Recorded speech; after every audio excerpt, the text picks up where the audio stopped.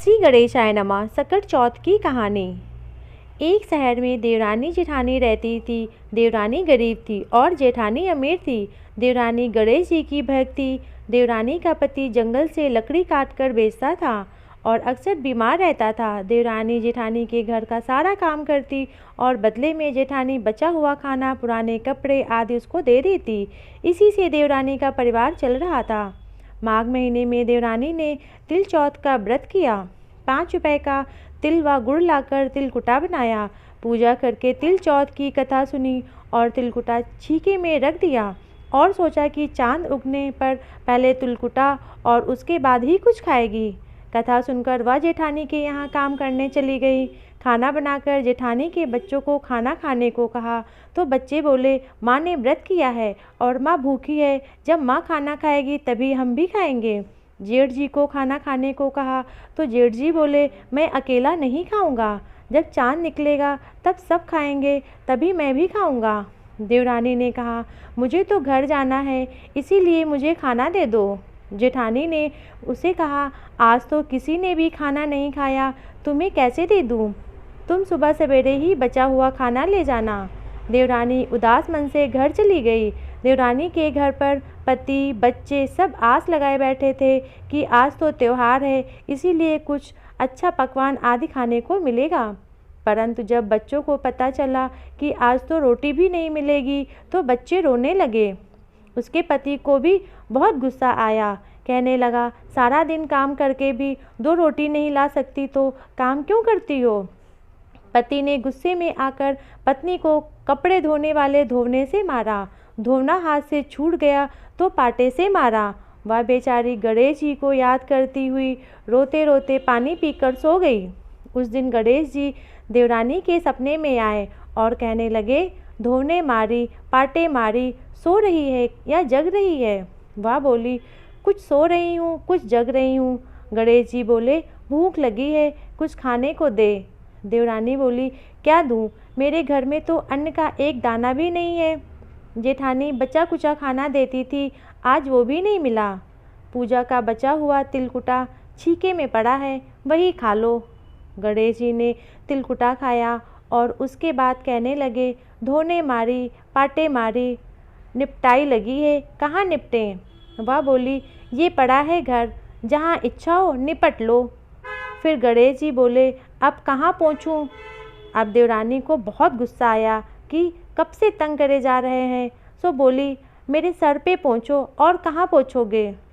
सुबह जब देवरानी उठी तो यह देखकर हैरान रह गई कि पूरा घर हीरे मोती से जगमगा रहा है।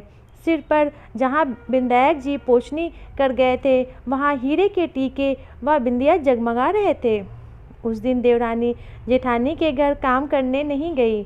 बड़ी देर तक राह देखने के बाद जेठानी ने बच्चों को देवरानी को बुलाने भेजा। जेठानी ने सोचा, कल खाना नहीं दिया, इसीलिए शायद देवरानी बुरा मान गई है। बच्चे बुलाने गए और बोले, चाची चलो, माँ ने बुलाया है, सारा काम पड़ा है। दुनिया में चाहे कोई मौका चूक जाए, पर देवरानी जेठानी आपस में कहने का मौका नहीं छोड़ती। देवरानी ने कहा, बेटा बहुत दिन तेरी माँ के यहाँ काम कर लिया, अब तुम अपनी माँ को ही मेरे यहाँ काम करने भेज दो। बच्चों ने घर जाकर माँ को बताया कि चाची का तो पूरा घर हीरे मोतियों से जगमगा रहा है। जेठानी दौड़ती हुई देवरानी के पास आई और पूछा कि ये सब कैसे हुआ? देवरानी ने उसके साथ जो हुआ वो सब कह डाला। घर लौटकर जेठानी अपने पति से कहा कि आप मुझे धोने और पाटे से मारो। उसका पति बोला कि भली मानस, मैंने कभी तुम पर हाथ भी नहीं उठाया, मैं तुम्हें धोने और पाटे से कैसे मार सकता हूँ?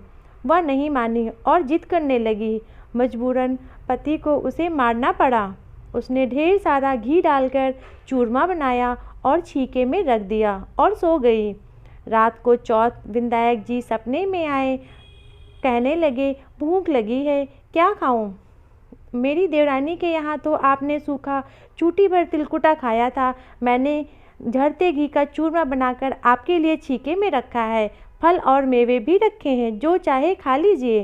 गणेश जी बोले, अब निपटें कहाँ? जेठानी बोली, उसके यहाँ तो टूटी फूटी झोपड़ी थी, मेरे यहाँ तो कंचन के महल है, जहाँ चाहो निपटो। फिर गणेश जी ने पूछा, अब पोंछूं कहाँ? जेठानी बोली, मेरी ललाट पर बड़ी सी बिंदिया लगाकर पोंछ लो। धन की भूखी जेठानी सुबह सुबह जल्दी उठ गई। सोचा घर हीरे जवाहरात से भर चुका होगा, पर देखा तो पूरे घर में गंदगी फैली हुई थी। तेज बदबू आ रही थी। उसके सिर पर भी बहुत सी गंदगी लगी हुई थी। उसने कहा, हे गणेश जी महाराज, ये आपने क्या किया? मुझसे रूठे और देवरानी पर टूटे। जेठानी के घर की सफाई करके बहुत कोशिश की, परंतु गंदगी और ज़्यादा फैलती गई। जेठानी के पति को मालूम चला तो वह बहुत गुस्सा हुआ और बोला, तेरे पास इतना सब कुछ था, फिर भी तेरा मन नहीं भरा? परेशान होकर चौथ गणेश जी से मदद की विनती करने लगी। विनायक जी ने कहा, देवरानी से जलन के कारण तूने जो किया था उसी का फल है। अब तू अपने धन का आधा उसे देगी, तभी यह साफ होगा। उसने आधा धन बांट दिया, किंतु मोहरे की एक हांडी चूल्हे के नीचे गाड़ रखी थी। उसने सोचा कि किसी को पता नहीं चलेगा, और उसने इस धन को नहीं बांटा। उसने कहा कि हे चौथ विनायक जी, अब तो अपना यह बिखरा हुआ समेटो। वो बोले, पहले चूल्हे के नीचे गाड़ी हुई मोहरे और हांडी सहित ताक पर रखी 2 सुई भी पांति कर। इस प्रकार विनायक जी ने सुई जैसी छोटी चीज़ का भी बंटवारा करवाया, अपनी माया समेटी। हे गणेश जी महाराज, जैसे आपने देवरानी पर कृपा करी, वैसे ही सब पर करना। कहानी कहने वाले, सुनने वाले या हुंकार भरने वाले सब पर कृपा करना, किंतु जेठानी को जैसी सजा दी वैसे किसी को मत देना। बोलो जय श्री गणेश भगवान की जय।